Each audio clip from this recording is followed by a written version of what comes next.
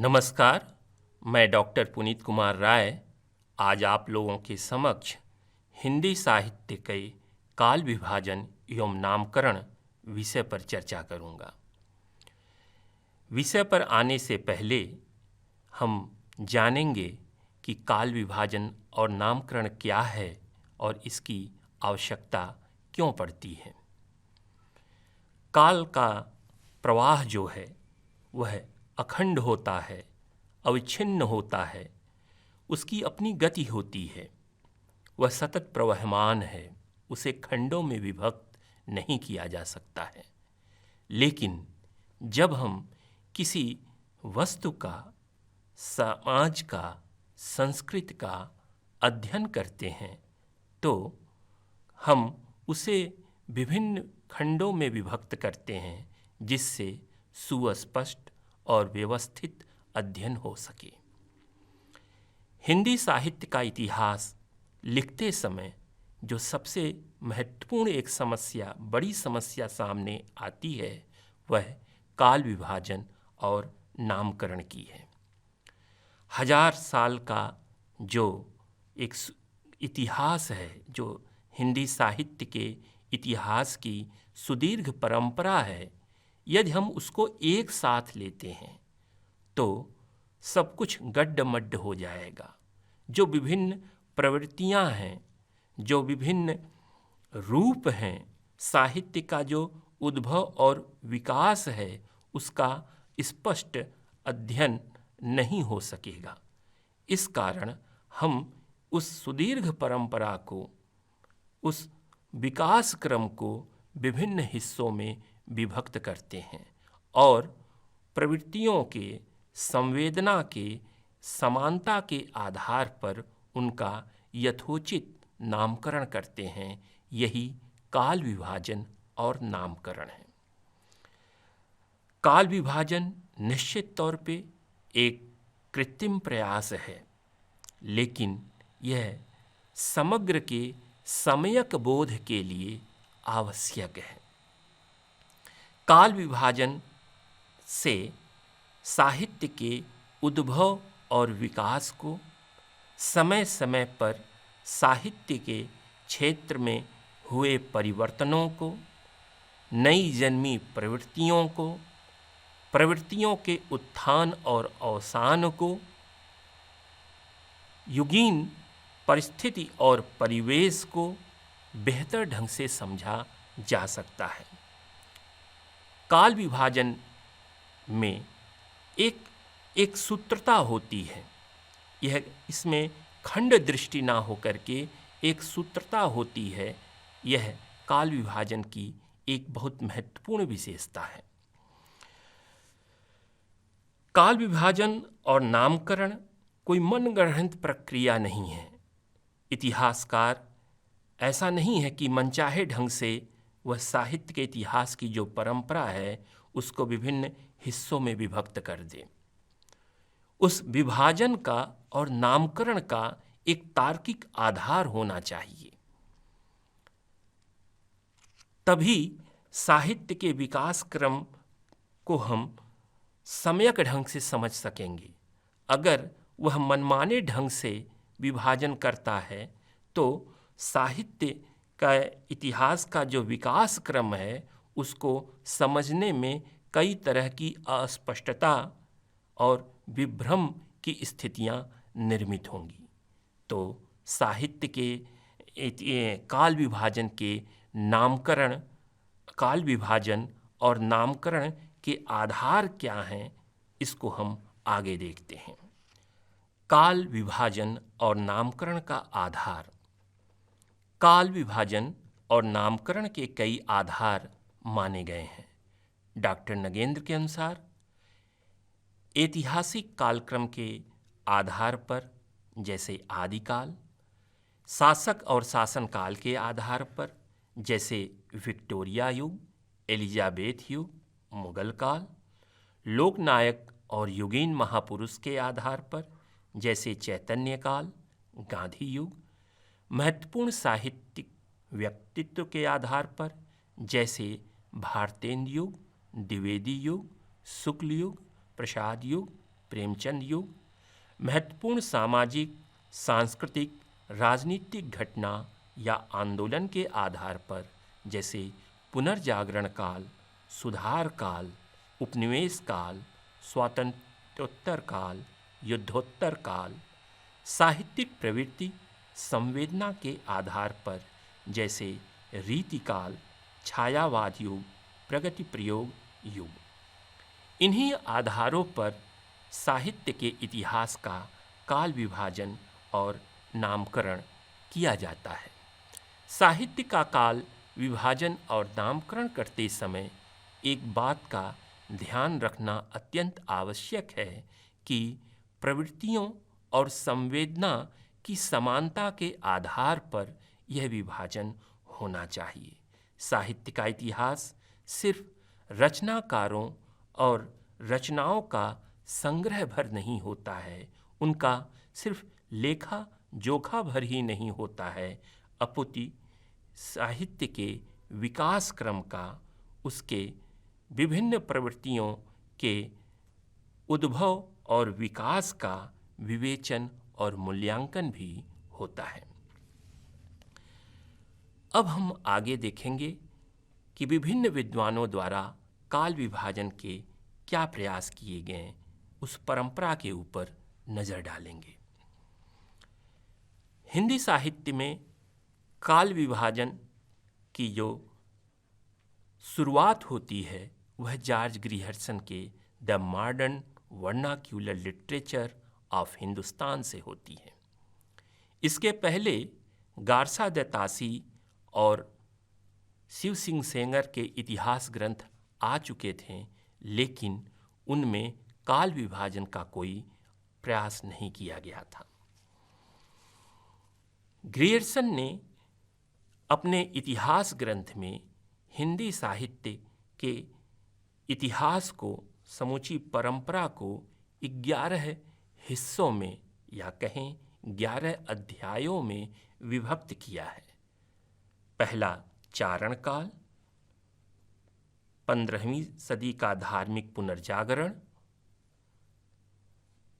जायसी की प्रेम कविता, ब्रज का कृष्ण संप्रदाय, मुगल दरबार, तुलसीदास, रीतिकाव्य, तुलसीदास के अन्य परवर्ती, 18वीं शताब्दी, कंपनी के शासन में हिंदुस्तान, महारानी के शासन में हिंदुस्तान। जॉर्ज ग्रियर्सन के काल विभाजन में सबसे बड़ा दोष यह है कि इन्होंने जो काल विभाजन और नामकरण किया है उसका कोई तार्किक आधार नहीं है। लेकिन इस काल विभाजन का ऐतिहासिक महत्व इस कारण है क्योंकि यह काल विभाजन और नामकरण का पहला प्रयास था।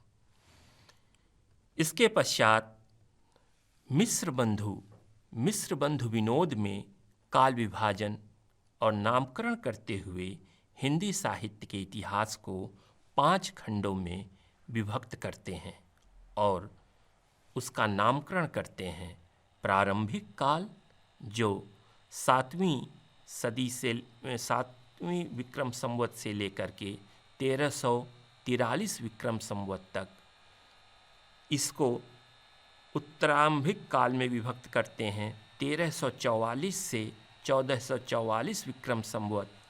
माध्यमिक काल जिसे इन्होंने 2 हिस्सों में विभक्त किया है, पूर्व माध्यमिक काल और प्रौढ़ माध्यमिक काल।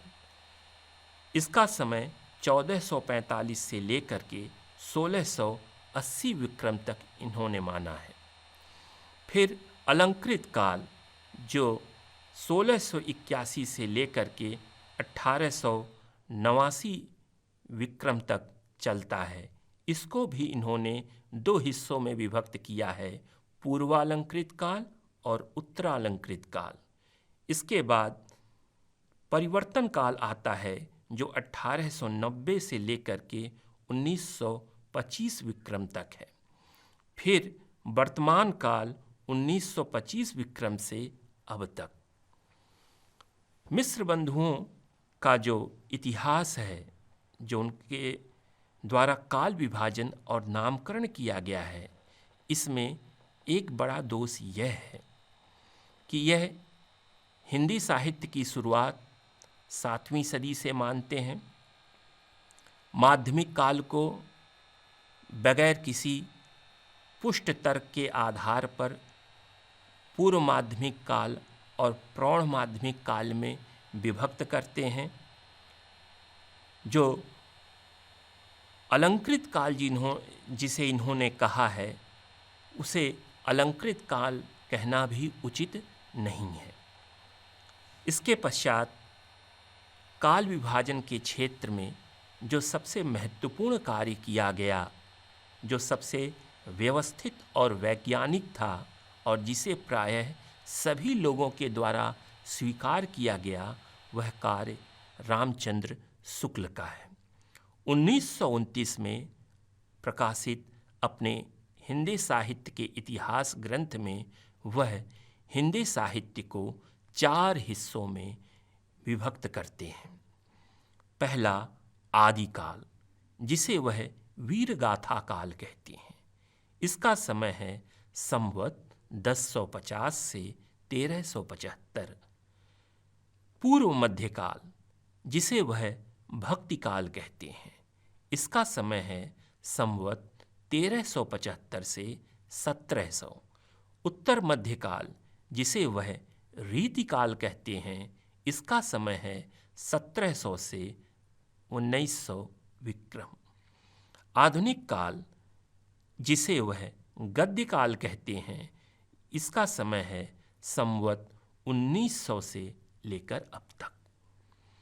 आचार्य शुक्ल ने जो काल विभाजन और नामकरण किया है, वह साहित्य की संवेदना और प्रवृत्ति को ध्यान में रखते हुए किया है। आचार्य शुक्ल के पश्चात काल विभाजन के क्षेत्र में महत्वपूर्ण जो प्रयास दिखता है, वह डॉक्टर रामकुमार वर्मा का है।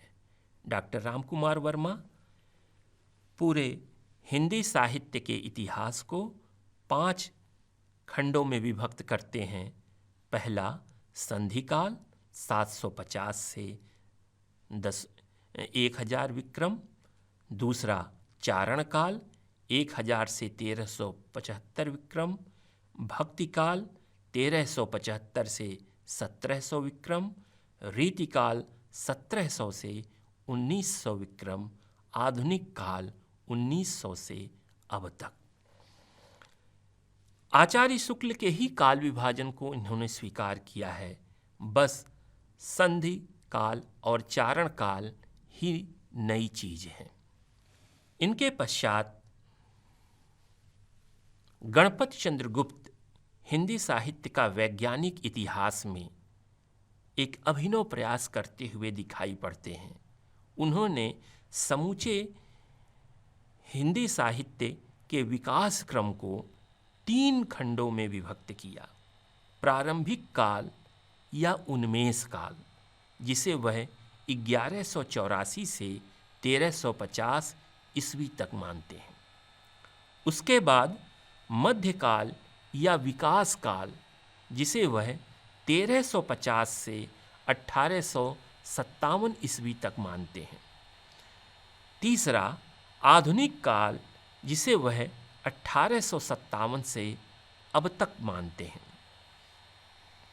गणपत चंद्र गुप्त ने अपने काल विभाजन और नामकरण में पूरे मध्यकाल को एक साथ रख करके विवेचित किया है। राजाश्रय, धर्माश्रय, लोकाश्रय में रचित साहित्य के आधार पर। डॉक्टर गणपत चंद्र गुप्त के पश्चात डॉक्टर नगेंद्र काल का जो काल विभाजन और नामकरण है, वह इस प्रकार है। डॉक्टर नगेंद्र भी शुक्ल जी के ही काल विभाजन और नामकरण को स्वीकार करते हुए आदिकाल को 7वीं से लेकर के 7वीं सदी के मध्य से 14वीं सदी के मध्य तक, भक्तिकाल 14वीं सदी के मध्य से 17वीं सदी के मध्य तक, रीतिकाल 17वीं सदी के मध्य से 19वीं सदी के मध्य तक, आधुनिक काल 19वीं सदी से अब तक। आधुनिक काल को यह पुनर्जागरण काल, जिसे वह भारतेंदु काल कहते हैं, 1857 से 1900 ईस्वी, जागरण सुधार काल, जिसे वह द्विवेदी काल कहते हैं, 1900 से लेके 1918 ईस्वी, छायावाद काल, जिस 1918 से 1938 ईस्वी, छायावादोत्तर काल, जिसे वह 2 हिस्सों में विभक्त करते हैं, प्रगति प्रयोग काल 1936 से 1953, नवलेखन काल 1953 से अब तक। यह डॉक्टर नगेंद्र द्वारा किया गया काल विभाजन है। डॉक्टर नगेंद्र के पश्चात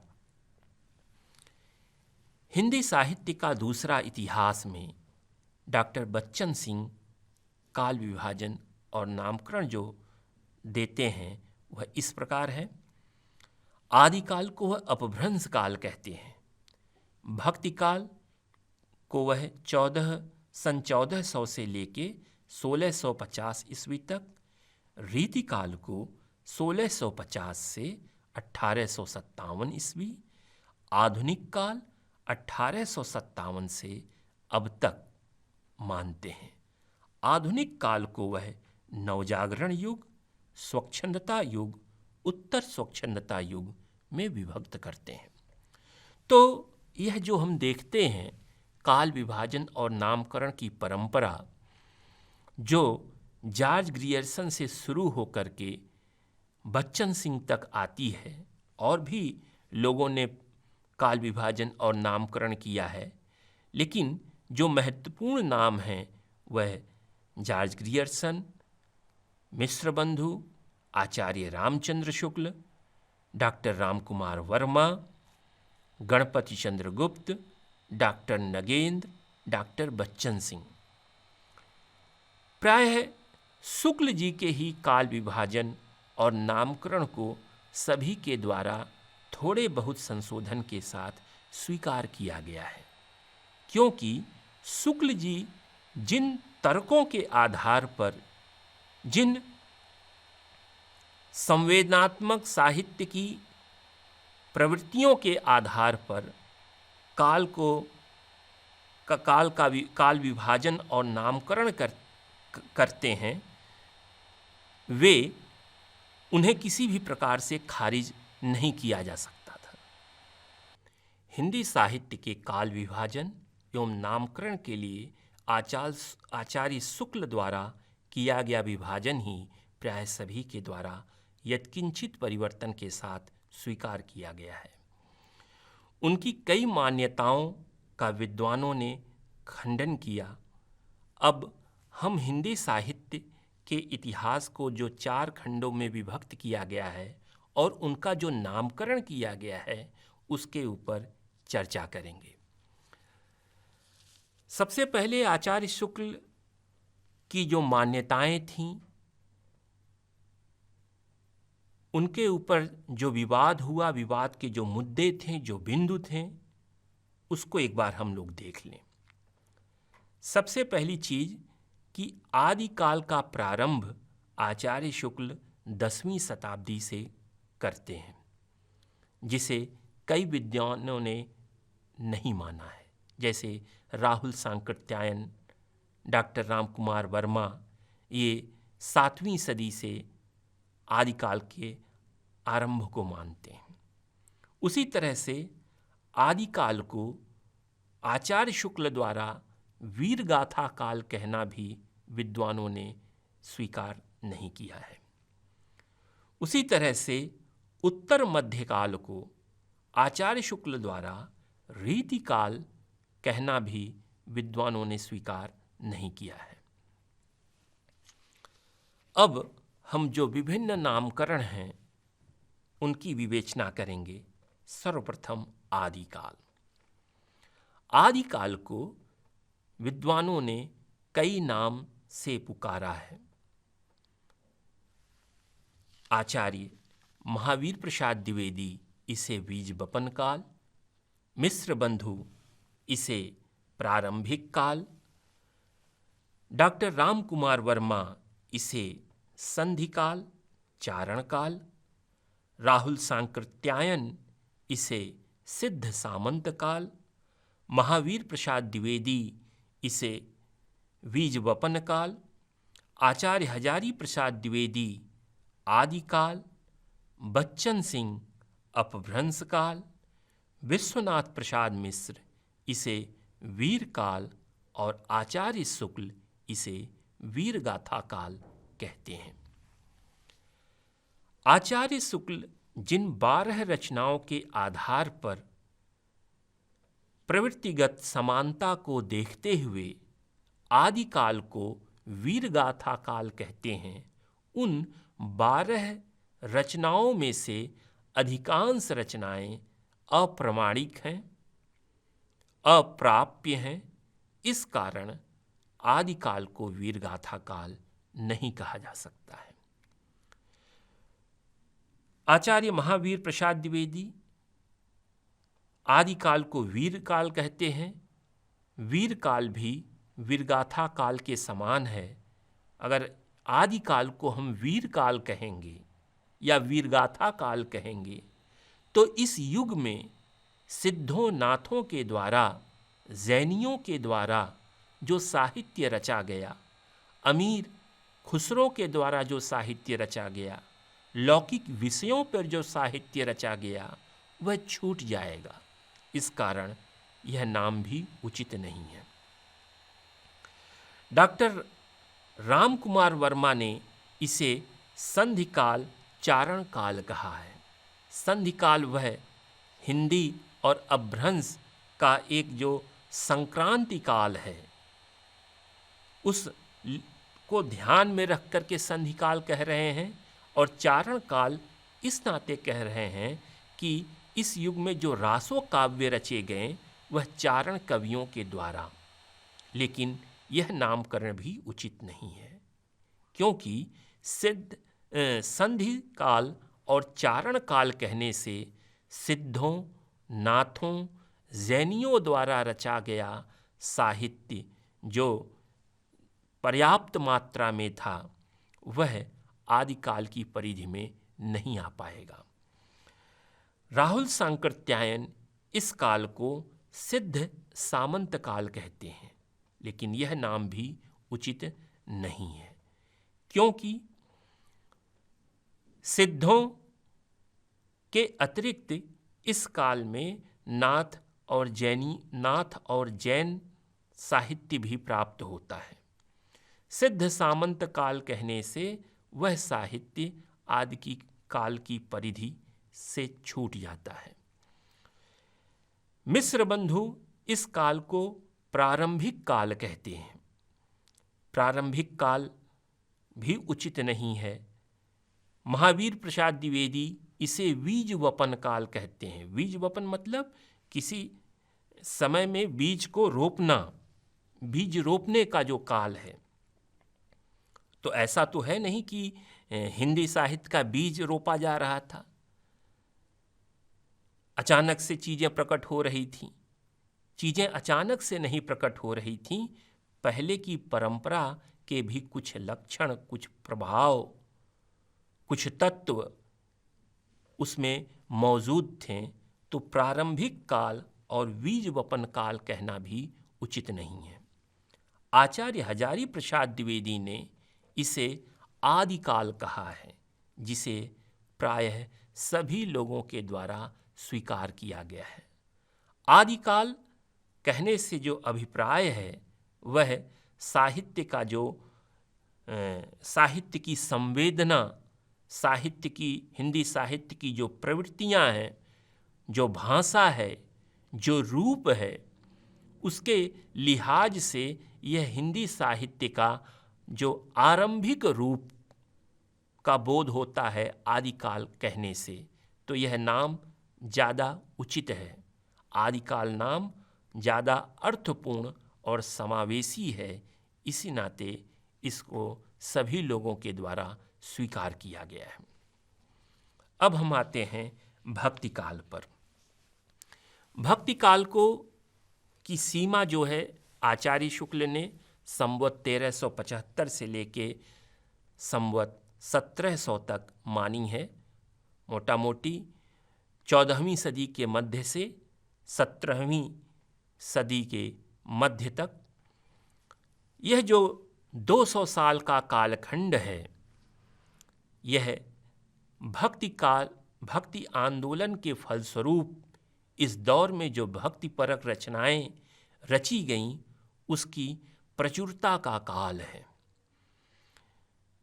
इस काल के, इस युग के जो महत्वपूर्ण कवि हैं, जो लोकप्रिय कवि हैं, जो लोकप्रिय रचनाएं हैं, वह भक्तिपरक हैं। इस युग का जो साहित्य है उसका जो प्रधान विषय है वह भक्ति है। इस कारण इस युग को भक्ति काल कहना उचित है और इसे प्रायः सभी लोगों ने स्वीकार भी किया है। अब हम आते हैं उत्तर मध्यकाल पर, जिसकी सीमा आचार्य शुक्ल ने संवत 1700 से लेकर संवत 1900 तक मानी है। आचार्य शुक्ल ने उत्तर मध्यकाल को रीतिकाल कहा और उनके द्वारा इस नामकरण के ऊपर विद्वानों ने कई आक्षेप लगाए, उसका स्वीकार नहीं किया और अन्य नाम सुझाए जो इस प्रकार हैं। मिश्र बंधु उत्तर मध्यकाल को अलंकृत काल कहते हैं। अलंकृत काल वह इस युग को इस नाते कहते हैं क्योंकि इस युग की कविता में अलंकरण की प्रवृत्ति की प्रधानता थी। जबरन कविता में अलंकारों को सायास ठूंसा गया है, तो अलंकरण की प्रवृत्ति के कारण इस युग को अलंकृत काल कहना भी उचित नहीं है, क्योंकि अलंकार कविता का एक बाह्य पक्ष है। वह कविता की संवेदना को या आंतरिक प्रवृत्ति को, उसके मर्म को प्रकट करने वाला तत्व नहीं है। विश्वनाथ प्रसाद मिश्र इस काल को श्रृंगार काल कहते हैं, क्योंकि इस काल में जो रीति ग्रंथ रचे गए, उन रीति ग्रंथों का जो प्रधान विषय था वह श्रृंगार था। लेकिन श्रृंगार के साथ ही साथ इस युग में भक्ति, नीति, राज प्रशस्ति परक रचनाएं भी प्रचुर मात्रा में रची गईं। यदि हम इस काल को श्रृंगार काल कह देते हैं तो इस तरह की रचनाएं छूट जाएंगी, इस युग की सीमा से के बाहर चली जाएंगी। अतः इस काल को श्रृंगार काल कहना भी उचित नहीं है। डॉक्टर रमाशंकर शुक्ल रसाल इस काल को कला काल कहते हैं। कला काल कोई विशेष अर्थ इसके द्वारा ध्वनित नहीं हो रहा है, प्रकट नहीं हो रहा है। कला नैपुण्यता की प्रधानता थी इस दौर की कविता में, लेकिन कविता स्वयं कला का एक रूप है। इस कारण इस काल को कला काल कहना भी उचित नहीं है। आचार्य शुक्ल ने इस काल को जो रीति काल कहा है, उस में रीति का अर्थ है एक पद्धति, मार्ग, शैली। इस काल की जो अधिकांश रचनाएं हैं वह लक्षण उदाहरण की शैली में रची गईं। इस दौर का जो साहित्य है, जो समाज है, वह एक तरह की रूढ़ग्रस्तता, रूढ़ ही से ग्रस्त है। तो रीति सिर्फ शैली ही नहीं है, सिर्फ पद्धति ही नहीं है, वह एक रूढ़ग्रस्तता का भी बोध कराता है। तो इस लिहाज से अगर हम देखें तो इस दौर का जो पूरा साहित्य है वह एक खास पद्धति, एक खास तरह की रूढ़ी में जकड़ा हुआ नजर आता है। इस कारण इस काल को आचार्य शुक्ल ने रीतिकाल कहा, जो कि उचित नामकरण है। आधुनिक काल, जिसकी सीमा 19वीं सदी के मध्य से लेकर अब तक मानी जाती है, आधुनिक काल की शुरुआत कब से मानी जाए? कुछ लोग सन 1800 से मानते हैं, कुछ लोग 1843 से मानते हैं, कुछ लोग 1857 से मानते हैं, कुछ लोग 1850 से मानते हैं। सन 1800 से जब फोर्ट विलियम कॉलेज की स्थापना होती है, 1857 जब 1857 का गदर होता है, और 1850 से इस नाते क्योंकि भारतेंदु का उस वर्ष जन्म होता है। चूंकि भारतेंदु हिंदी में आधुनिकता के अग्रदूत हैं, इस कारण 1850 से आधुनिक काल की शुरुआत मानना उचित है। यह आधुनिक काल क्या था? आधुनिक काल जो है, जब ब्रिटिश भारत में आते हैं तो भारत की जो चेतना है उसमें एक परिवर्तन आता है। मध्यकालीन जो भावबोध है वह परिवर्तित होता है। चिंतन के केंद्र में अब तक जो ईश्वर, परलोक, पाप पुण्य इत्यादि चीजें थीं, अब चिंतन के केंद्र में मनुष्य और उसका परिवेश आता है। श्रद्धा विश्वास की जगह तर्क की प्रधानता आती है। काव्य का सिर्फ भाव ही नहीं, भाषा भी बदलती है, काव्य का रूप भी बदलता है। तो इन परिवर्तनों को देखते हुए ही इस काल को आधुनिक काल कहा गया। ये परिवर्तन जब से शुरू होने लगे, दिखाई पड़ने लगे, तभी स्पष्ट हुआ कि एक नए युग की शुरुआत हो रही है, और वह नया युग आधुनिक काल कहलाया। इस आधुनिक काल को आगे चल करके प्रवृत्तियों के आधार पर साहित्यकारों के, महत्वपूर्ण साहित्यकारों के आधार पर कई नामों में विभक्त किया गया, कई नामों से पुकारा गया, विभक्त किया गया।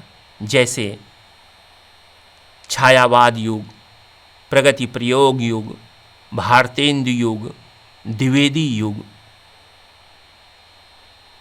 और समकालीन कविता, साठोत्तरी कविता, और अब तक जो है, अभी तक का जो साहित्य का विकास क्रम है, साहित्य के बनने की प्रक्रिया, कई नई प्रवृत्तियों के जन्म की प्रक्रिया अभी भी चल रही है। साहित्य एक विकासमान अवस्था में हमें आज के दौर में दिखाई पड़ता है। आज से 50 साल बाद आज के दौर के साहित्य को हम किस नाम से पुकारें, इस पर विचार किया जाएगा। तो पूरे काल विभाजन और नामकरण की प्रक्रिया का अवलोकन करते हुए हम पाते हैं कि काल विभाजन और नामकरण जो आचार्य शुक्ल द्वारा किया गया, वही प्रायः लोगों के द्वारा स्वीकार किया गया है।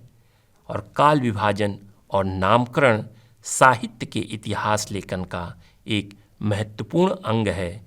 ग्रियर्सन से लेकर के बच्चन सिंह तक की जो परंपरा हमें दिखाई पड़ती है, इस परंपरा में सबसे महत्वपूर्ण नाम निसंदेह आचार्य रामचंद्र शुक्ल ही हैं।